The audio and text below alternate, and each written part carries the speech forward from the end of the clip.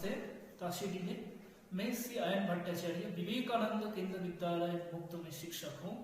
इस अंतर्राष्ट्रीय योग दिवस के शुभ अवसर पर हम विवेकानंद केंद्र विद्यालय मुक्त परिवार की तरफ से हर साल की तरफ इस साल वर्तमान सामाजिक स्थिति के आधार पर घर में रहकर परिवार के साथ योगासन करने के लिए वीडियो प्रस्तुत करने जा रहे हैं।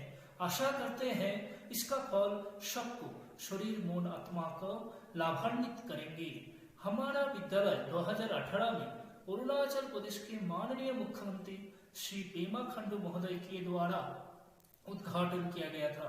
इस वीडियो के निर्माण के लिए हम इस विद्यालय के सभी शिक्षक बंधु एवं छात्रों को हार्दिक रूप से धन्यवाद ज्ञापन करता हूँ।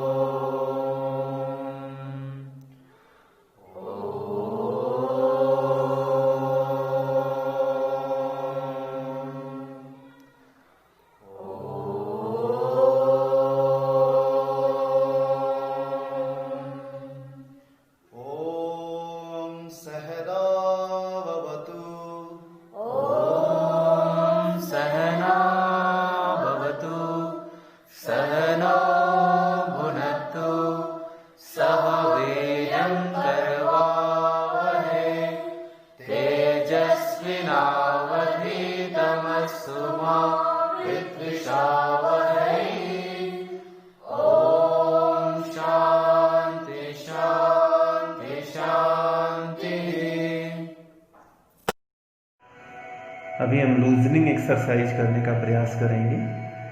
कोई भी आसन या एक्सरसाइज करने से पहले बॉडी को फ्लेक्सिबल बनाते हैं। तो फ्लेक्सिबल बनाने के लिए हम अपने बॉडी पार्ट्स को एक्सरसाइज करते हैं। तो लूजनिंग एक्सरसाइज के लिए सबसे पहले गर्दन को ढीला करने का प्रयास करेंगे।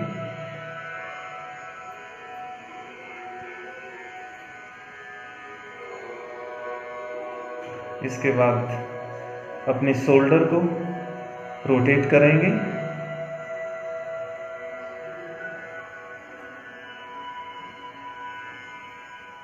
शोल्डर रोटेशन के बाद हम अपने बॉडी को दोनों तरफ से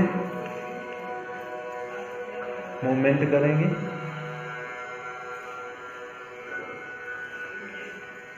इसमें कमर का भी एक्सरसाइज होता रहेगा। उसके बाद में हम अपने नी के लिए एक्सरसाइज करेंगे।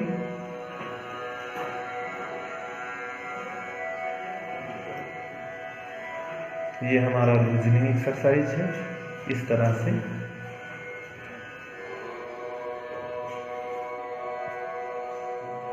धन्यवाद। सबसे पहले हम आसन की इस कड़ी में ताड़ासन सीखने का प्रयास करेंगे। ताड़ासन को समस्थिति भी कहा जाता है।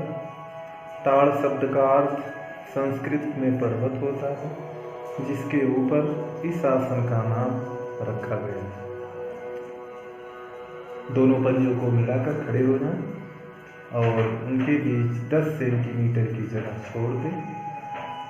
बाजुओं को बगल में रखें। शरीर को स्थिर करें और शरीर का वजन दोनों पैरों पर समान रूप से वितरित करें। भुजाओं को सिर के ऊपर उठाएं। उंगलियों को आपस में फंसा कर रखें और अभी ऊपर की तरफ खींचें। बाजुओं, कंधों और छाती को ऊपर की तरफ खींचते हुए फैलाएं। पैर की उंगलियों पर आ जाएं ताकि दोनों उंगली पर बराबर वजन पड़े और अपने संतुलन को बनाएं। श्वास लेते रहें। कुछ सेकंड के लिए हम इसी मुद्रा में रहेंगे।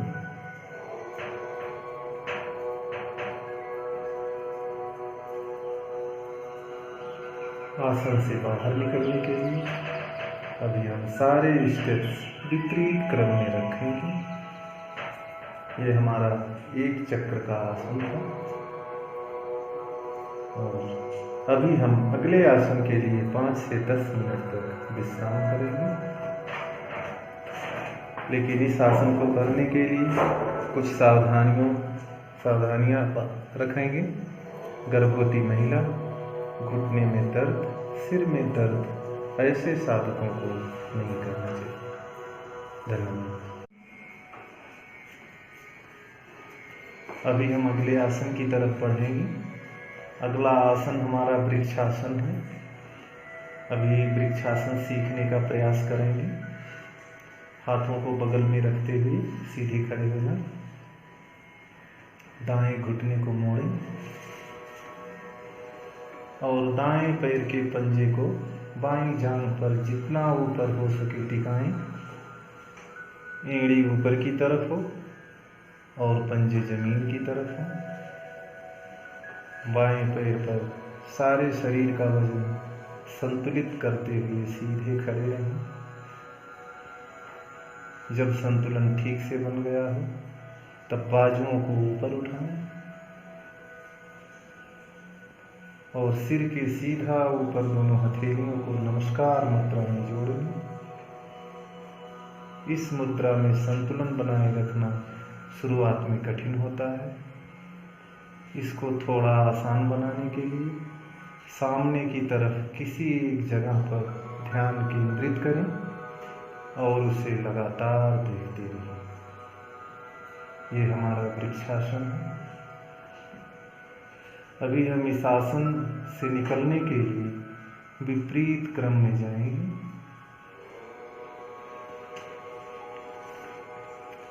इस आसन के अनेक लाभ हैं। इस आसन को करने के पश्चात आप शरीर में एक ऊर्जा का परिपूर्ण महसूस करेंगे। यह आसन हाथ पैर बाजुओं की मांसपेशियों में खिंचाव पैदा करता है और आपको तरोताजा कर देता है। यह मस्तिष्क में स्थिरता और संतुलन लाता है और एकाग्रता बढ़ाने में सहायक है। इस आसन की अपनी कुछ सावधानियां हैं। अगर आप माइग्रेन, अनिद्रा, अल्प या उच्च रक्तचाप से पीड़ित हैं तो यह आसन बिल्कुल न करें, अन्यथा आपको नुकसान पहुंचा सकता है। धन्यवाद। अभी हम पाद हस्तासन करेंगे। यह हाथ और पैर का आसन है। इस आसन को करने का तरीका कुछ इस तरह से है। सबसे पहले हम सीधे खड़े हो जाएंगे और अपने हाथ को अपने शरीर के साइड में रखेंगे। सांस छोड़ते हुए कूल्हे के जोड़ों से झुकें। ध्यान रहे कि कमर के जोड़ों से नहीं झुकना है। नीचे झुकते समय हमें सांस छोड़ना है। ऐसी स्थिति में कुछ समय रहने का प्रयास करेंगे। यह हमारा पाद हस्तासन है। अभी हम इस आसन से निकलने के लिए विपरीत क्रम में आएंगे। इस आसन को करने से हमारे शरीर को कई लाभ मिलता है। ये जांघों को मजबूती प्रदान करते हुए मानसिक संतुलन को बनाकर रखता है। लेकिन ऐसे साधकों को नहीं करना है जो हाई ब्लड प्रेशर से पीड़ित हैं। धन्यवाद। अभी हम अर्धचक्रासन सीखने का प्रयास करेंगे। इस आसन को करने की प्रक्रिया कुछ इस तरह से है। पैरों को एक साथ रखते हुए खड़े हो जाएं। हाथों को शरीर के साथ में रखें। अपने शरीर के वजन को दोनों पैरों पर समान रूप से रखें। सांस को अंदर की तरफ खींचते हुए हाथों को सिर के ऊपर ले जाएं और हथेलियां एक दूसरे के सामने हैं। अभी सांस छोड़ते हुए नितंबों को थोड़ा सा आगे की तरफ धक्का दें। हल्का सा पीछे की तरफ झुक जाएं और अपने हाथों को कान से सटा कर रखेंगे। कोहनियां तथा घुटने सीधे रखो। सिर सीधा रखते हुए अपने सीने को छत की तरफ उठाने का प्रयास करेंगे। सांस अंदर की तरफ लेते हुए इस अवस्था को कुछ देर बनाए रखेंगे और फिर धीरे से वापस आ जाएंगे। सांस छोड़ते हुए अपने हाथों को नीचे लाएं और विश्राम करें। इस आसन से हमें कई लाभ मिलते हैं। यह आसन शरीर के ऊपरी हिस्से में खिंचाव पैदा करता है, हाथों और कंधों की मांसपेशियों को मजबूत बनाता है। लेकिन ऐसे साधक जो कमर दर्द व स्लिप डिस्क के पीड़ित हों उन्हें नहीं करना चाहिए। धन्यवाद। अभी हम लोग त्रिकोण आसन करने का प्रयास करेंगे।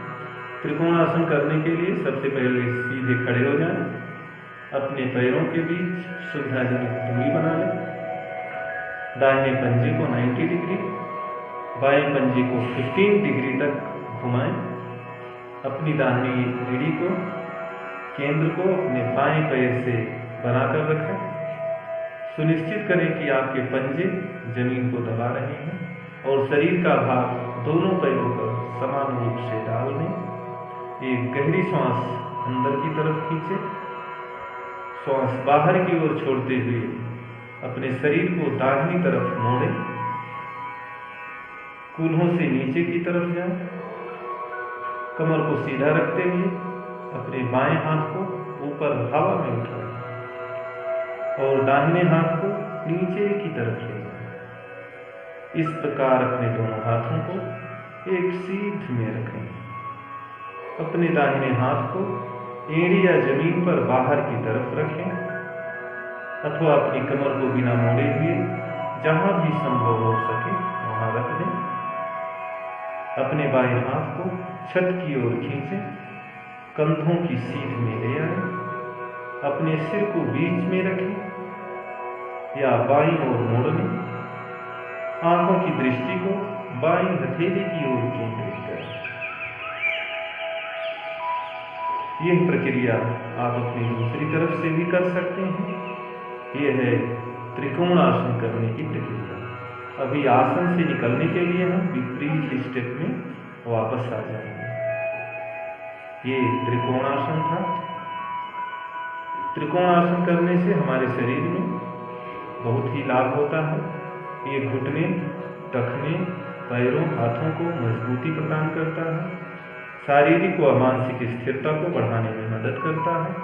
लेकिन ऐसे साधक जो लो ब्लड प्रेशर, डायरिया, सिर दर्द से पीड़ित हैं उनको ये नहीं करना चाहिए। धन्यवाद। सिटिंग पोस्चर वाले आसन का प्रयास करेंगे। तो सिटिंग पोस्चर के लिए सबसे पहले हम भद्रासन करेंगे। भद्रासन करने का तरीका कुछ इस प्रकार से है। सबसे पहले हम वज्रासन में बैठ जाएंगे। घुटनों को जितना संभव हो दूर दूर कर लें। पैरों की उंगलियों का संपर्क जमीन से बना रहे। अब पंजों को एक दूसरे से इतना अलग कर लें कि नितंब और मूलाधार उनके बीच जमीन पर टिक सके। घुटनों को और अधिक दूर करने का प्रयास करें, लेकिन दूर करते समय अधिक जोर ना लगाएं। हाथों को घुटनों पर रखें, हथेलियां नीचे की ओर रहें। जब शरीर आराम की स्थिति में आ जाए तब नासिकाग्र दृष्टि का अभ्यास करें। ये हमारा भद्रासन करने का तरीका है। इससे हमारे शरीर को कई लाभ होते हैं। इस आसन से भूख बढ़ती है और फेफड़ों के लिए लाभकारी है। लेकिन ऐसे साधक जो घुटनों के दर्द से पीड़ित हैं या कमर दर्द से पीड़ित हैं उनको नहीं करना चाहिए, तथा गर्भवती महिलाएं भी इसको नहीं करें। धन्यवाद। अभी हम वज्रासन सीखने का प्रयास करेंगे। वज्रासन करने के लिए सबसे पहले अपने पैरों को जमीन पर फैलाकर बैठ जाएं और हाथों को शरीर के बगल में रखें। दाहिने पैर को घुटनों से मोड़ें और इसको दाहिने कूल्हे के नीचे रखें। इसी तरह बाएं पैर को मोड़ते हुए कूल्हे के नीचे ले जाएं। अपने एड़ी को इस तरह से एडजस्ट करें कि पैर की बड़ी उंगलियां एक दूसरे को ओवरलैप करें। अपने बटक्स को एड़ियों के बीच में रखें। हाथों को संबंधित घुटनों पर रखें। लेकिन आपकी रीढ़ की हड्डी सीधी होनी चाहिए। जब इस अवस्था में आते हैं तो कोशिश करें अपने आँखों को बंद करने का। ये हमारा वज्रासन है। अभी हम इसके बाद में अपनी मूल अवस्था में आ जाएंगे। वज्रासन करने के कई लाभ होते हैं। ये मोटापा कम करता है, हमारी रीढ़ की हड्डियों को मजबूती प्रदान करता है और हम इसका अभ्यास किसी भी समय कर सकते हैं। हमारे डाइजेशन सिस्टम को इम्प्रूव करता है, लेकिन इसकी अपनी कुछ सावधानियां हैं। ऐसे साधक जिनको घुटनों में दर्द है, बटक्स या जांघ का में दर्द है, उनको अवॉइड करना चाहिए। धन्यवाद। अभी हम लोग अर्ध उष्ट्रासन सीखने का प्रयास करेंगे। इसको करने की विधि कुछ इस तरह से है। सबसे पहले हम दंडासन की मुद्रा में बैठ जाएंगे। धीरे धीरे दोनों पैरों को घुटने से मोड़कर वज्रासन में आना है। थोड़ी दूरी रखते हुए दोनों बाजुओं को कंधे के सीधे में 180 डिग्री पर लेकर आना है। ये हमारा अर्ध उष्ट्रासन हो। अभी इस आसन से निकलने के लिए हम अपने मूल अवस्था में आ जाएंगे। इस आसन को करने से कई लाभ होते हैं। कमर और कूल्हों को मजबूत करता है, कमर दर्द को दूर करता है, लेकिन इसकी अपनी कुछ सावधानियां हैं। जिनको घुटनों या कमर दर्द की प्रॉब्लम है उनको बिल्कुल नहीं करना चाहिए। धन्यवाद। अभी हम लोग उष्ट्रासन करने का प्रयास करेंगे। सबसे पहले दंडासन मुद्रा में बैठ जाइए। धीरे से दोनों पैरों को घुटनों से मोड़कर वज्रासन में आए। घुटनों के ऊपर बल देकर दोनों हथेलियों से पीछे दोनों पैरों को एड़ी को स्पर्श करें। इस अवस्था में कुछ समय तक बने रहें। यह हमारा उष्ट्रासन है। अभी इस आसन से निकलने के लिए हम अपने पुनः मूलावस्था में आ जाएंगे। इस आसन को करने से कई लाभ होते हैं। कमर और कूल्हों को मजबूती प्रदान करता है, कमर दर्द को रिमूव करता है तथा ऐसे लोग जो कमर दर्द से पीड़ित हों उनको यह आसन नहीं करना चाहिए। धन्यवाद। अभी हम शशांक आसन सीखने का प्रयास करेंगे। इस आसन को करने के लिए हम सबसे पहले पद्मासन में बैठना है। दोनों घुटनों को दूर दूर तक फैलाएं, कमर सीधा रखना है तथा आगे की तरफ देखते हुए झुकें और अपनी ठोड़ी को, चिन को जमीन से स्पर्श होना चाहिए। यह हमारा शशांक आसन है। अभी इस आसन से निकलने के लिए हम अपने विपरीत अवस्था में आएंगे। इस आसन को करने से कई लाभ होते हैं, जैसे गुस्सा कम आता है, भय को रिमूव करता है, तनाव को कम करता है, लीवर एवं किडनी। अभी हम उत्तान मंडूकासन करने का प्रयास करेंगे। इस आसन को करने की विधि कुछ इस तरह से है। सबसे पहले हम वज्रासन में बैठ जाएंगे। दोनों घुटनों को फैलाएंगे। अब आप अपनी दाईं बाजू को उठाइए और मोड़ते हुए दाएं कंधे के ऊपर से पीछे ले जाकर हथेली को बाएं कंधे पर रख दें। उसी तरह से अब आप बाईं बाजू को मोड़ें तथा ऊपर से ले जाकर हथेली को दाएं कंधे के नीचे रखें। अपने आप को ऊपर की ओर खींचें। अपने हिसाब से इसी मुद्रा में बने रहें और धीरे धीरे इस अवधि को बढ़ाएं। वापस आते समय धीरे धीरे बाईं बांह और दाईं बांह को हटाइए। घुटनों को आरंभिक अवस्था में ले आए। यह एक चक्र हुआ। इस तरह से आप कई बार करने का प्रयास कर सकते हैं। इसके कई लाभ हैं। ये पीठ दर्द, गले दर्द, और कोहनी के दर्द में, कंधे के दर्द में काफ़ी गुणकारी है तथा पेट की चर्बी को कम करता है। लेकिन ऐसे साधक जो कमर दर्द, घुटने के दर्द, कोहनी के दर्द से पीड़ित हों, उनको नहीं करना चाहिए। धन्यवाद। हम मकरासन करने का प्रयास करेंगे। ये बहुत ही आसान है। इसके सरल विधि को यहाँ दर्शाया गया है। सबसे पहले हम पेट के बल लेट जाएंगे। ढोंड़ी, छाती और पेट को जमीन से स्पर्श होते रहें। पैरों के बीच में अपने योग मैट के बराबर दूरी बनाएं।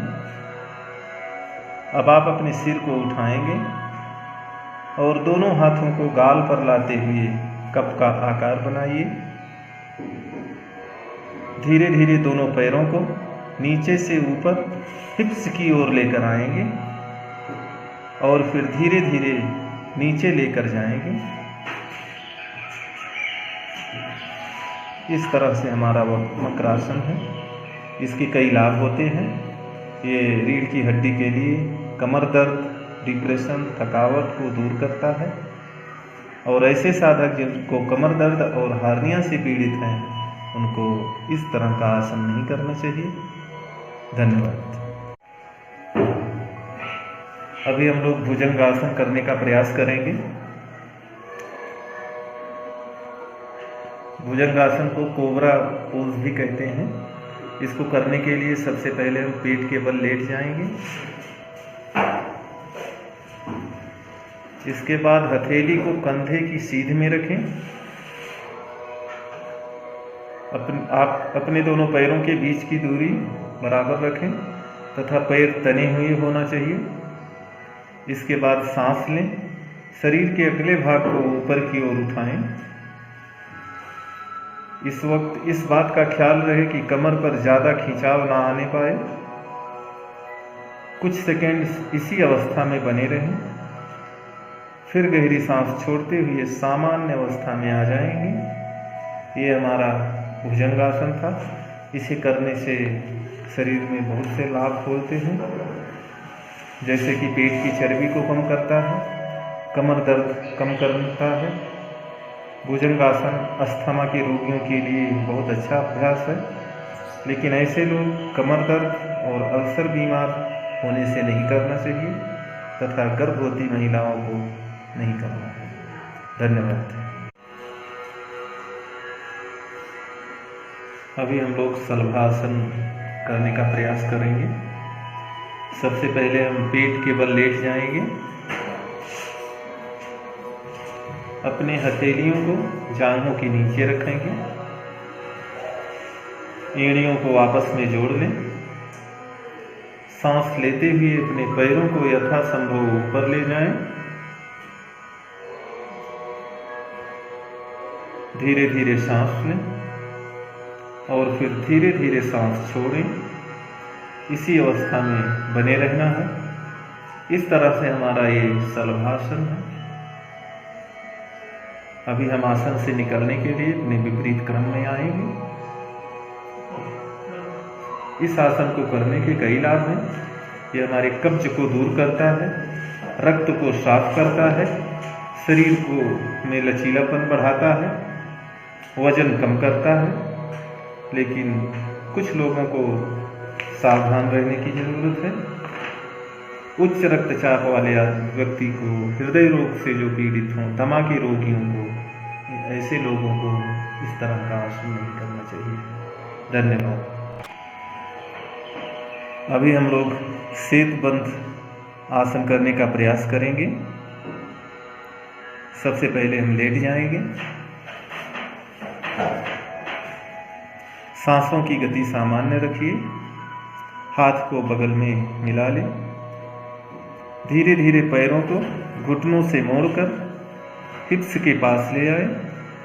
जितना हो सके फर्श से ऊपर की तरफ उठाएं।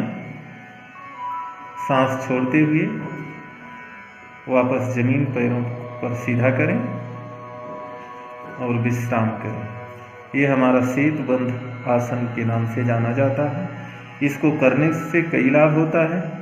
पहले दिमाग को शांत करता है, रक्त संचार को सुधारता है, रीढ़ की हड्डी, सोने, गर्दन में खिंचाव पैदा करता है, लेकिन ऐसे साधक जिनको गले में चोट है या हाई ब्लड प्रेशर वालों को ये नहीं करना चाहिए। धन्यवाद।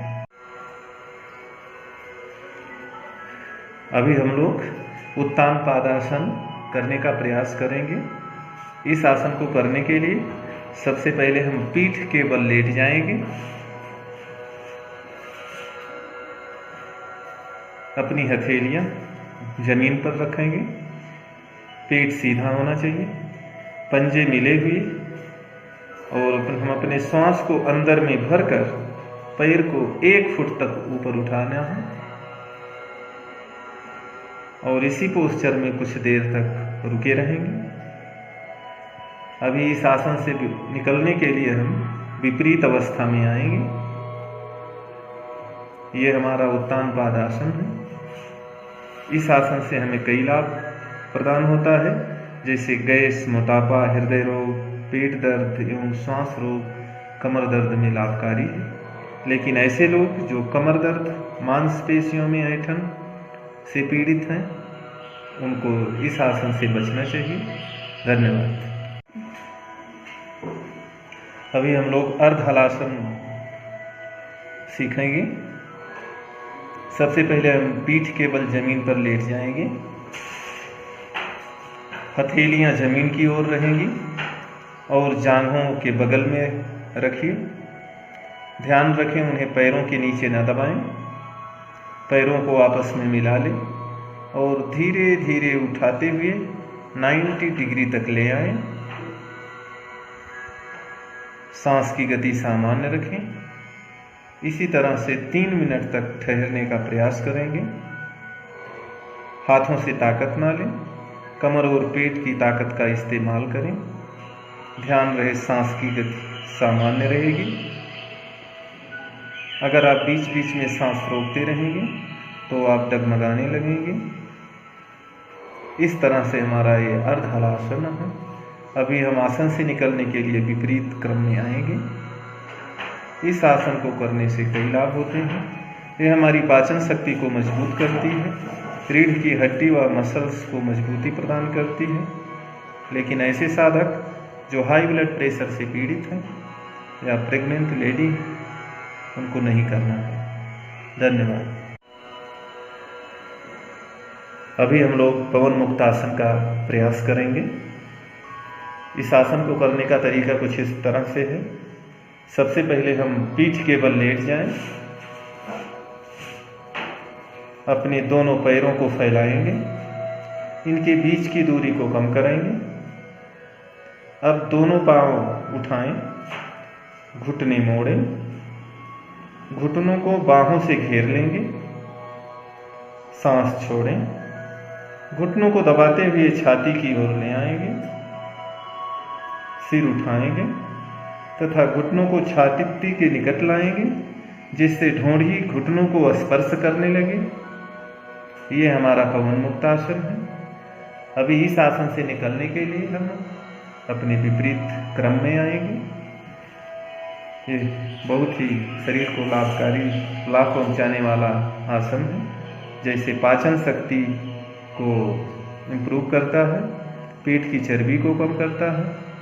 लेकिन ऐसे साधक जिनको घुटनों में दर्द है, कमर दर्द से पीड़ित है, उन्हें नहीं करना चाहिए तथा भोजन के तुरंत बाद भी यह आसन नहीं करना है। धन्यवाद। अभी हम लोग शवासन करने का प्रयास करेंगे। इस आसन को करने से पहले हम एक साफ सुथरी जगह का चुनाव करेंगे और ऐसी जगह पर एक चटाई बिछाकर बैठ जाएंगे। उसके बाद अब हम पीठ के सहारे लेट जाएंगे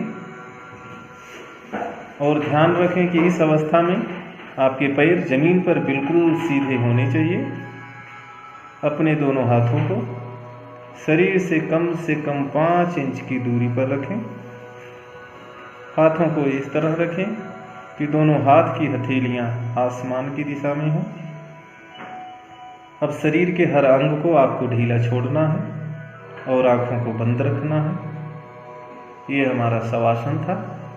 अभी इस आसन से निकलने के लिए हम विपरीत क्रम में जाएंगे।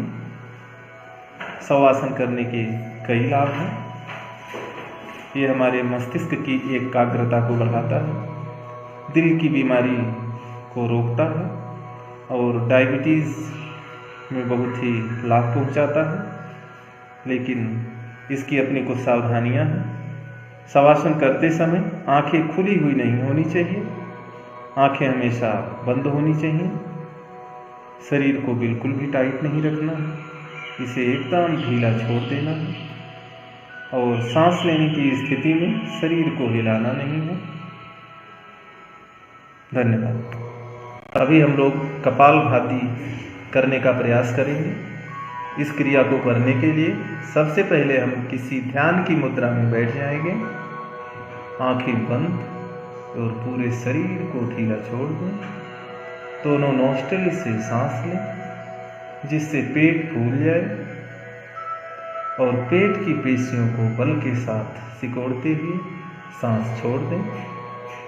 अगली बार स्वतः सांस खींच ली जाएगी और पेट की पेशियां भी स्वतः फैल जाएंगी। सांस खींचने में किसी प्रकार के बल का प्रयोग नहीं होना चाहिए, सांस धौंकने के समान चलना चाहिए। ये है हमारा कपालभाति व्यायाम एक्सरसाइज। अभी आसन से निकलने के लिए हम विपरीत क्रम में आ जाएंगे। इस क्रिया को करने से कई लाभ होते हैं। यह हर प्रकार की बीमारियों को रोकता है, यह त्वचा में ग्लोइंग लाता है और बालों के लिए बहुत ही अच्छा है। इसको करने के लिए कुछ सावधानियां हैं। इसे ध्यान लगाने से पूर्व आसन तथा नित्य क्रिया के उपरांत करना चाहिए। सांस भीतर स्वतः ही अर्थात बल प्रयोग के बिना लेना चाहिए। हृदय रोग चक्कर की समस्या में नहीं करना। धन्यवाद। अभी हम लोग अनुलोम विलोम क्रिया का अभ्यास करेंगे। सबसे पहले पद्मासन में बैठ जाइए। दोनों हथेलियों को घुटने के ऊपर रखते हुए एक हाथ की अंगुली को ध्यान मुद्रा में रखेंगे, दूसरे हाथ से नासिका पर ले जाएंगे। अंगूठे से एक नाक को दबाते हुए दूसरे से सांस लेंगे। अनामिका अंगुली से दूसरे नासिका को बंद करेंगे और अंगूठे को छोड़ देंगे। सांस लेने की क्रिया करते रहेंगे। सांस अंदर लेने की क्रिया को अनुलोम कहते हैं और बाहर छोड़ने की क्रिया को विलोम कहते हैं। ये हमारा अनुलोम विलोम का अभ्यास था। इस क्रिया को करने से शरीर में कई लाभ होते हैं। माइग्रेन की प्रॉब्लम को दूर करता है, नसों में ऐंठन, एसिडिटी इत्यादि की समस्या को दूर हटाता है। धन्यवाद। अभी हम लोग शीतली प्राणायाम करने का प्रयास करेंगे। इस प्राणायाम को करने के लिए सबसे पहले पद्मासन में बैठ जाएंगे, आंखों को बंद कर लेंगे। अब अपने हाथों को ज्ञान मुद्रा या अंजलि मुद्रा में घुटनों पर रखें। दोनों किनारों से जिह्वा को मोड़कर नली का आकार बना लें। नली के आकार की जिह्वा से श्वास अंदर खींचकर फेफड़ों को अपनी पूरी क्षमता के साथ भर लें और मुंह बंद रखें। ये हमारा शीतली प्राणायाम विधि था। अभी इस आसन से निकलने के लिए हम अपने विपरीत क्रम में जाएंगे। इस आसन को करने के लिए बहुत लाभ होता है। ये चिंता को दूर भगाता है, डिप्रेशन को रिमूव करता है, क्रोध को नियंत्रण रखता है। लेकिन ऐसे लोग जो सर्दी खांसी या टॉन्सिल से पीड़ित हैं उनको यह नहीं करना चाहिए और सर्दी में इस प्राणायाम को ना करें। धन्यवाद। अभी हम भ्रामरी विधि का प्रयास करेंगे। इस विधि को करने के लिए सबसे पहले हम पद्मासन में बैठ जाएंगे। अपनी आंखें बंद कर लीजिए, मुंह को बंद रखें और गहरा श्वास लेंगे। श्वास छोड़ते समय मधुर गुनगुनाने वाली ध्वनि करेंगे। दोनों कानों को अंगूठे से बंद कर लें और मधुमक्खी के गुनगुनाने की ध्वनि के साथ श्वास छोड़ें। इस तरह से हमारा भ्रामरी विधि है। इस आसन से निकलने के लिए हम अपने प्रारंभिक अवस्था में आ जाएंगे। इस आसन को करने से हमारे शरीर में बहुत ही लाभ होता है। ये हमारी मेमोरी को इंक्रीज करता है, हमारे इम्यूनिटी सिस्टम को भी डेवलप करता है। लेकिन ऐसे लोग जो कानों में संक्रमण हैं या हृदय रोग से पीड़ित हैं, उनको इस विधि से बचना चाहिए। धन्यवाद। सभी आसन का एक महत्वपूर्ण आसन ध्यान संकल्प है। आइए हम इसे सीखने का प्रयास करते हैं। इसकी विधि कुछ इस प्रकार से है। सबसे पहले हम शांत वातावरण में सूर्योदय के समय आरामदायक कपड़े पहनकर वज्रासन, सुखासन या पद्मासन में बैठ जाएंगे। दोनों हथेलियां घुटने के ऊपर ध्यान मुद्रा बनाकर रखेंगे। आपकी रीढ़ की हड्डी सीधी रखें ताकि आप सही से सांस ले सकें। आंखें बंद होकर किसी एक बिंदु पर ध्यान केंद्रित करना है। इस अवस्था में कुछ समय रहें। इस आसन को ध्यान संकल्प मुद्रा कहते हैं। इससे हमारे शरीर को कई तरह से लाभ होता है, जैसे कि दिमाग का विकास होता है, तनाव को कम करता है, ब्लड प्रेशर को कंट्रोल करने का प्रयास करता है।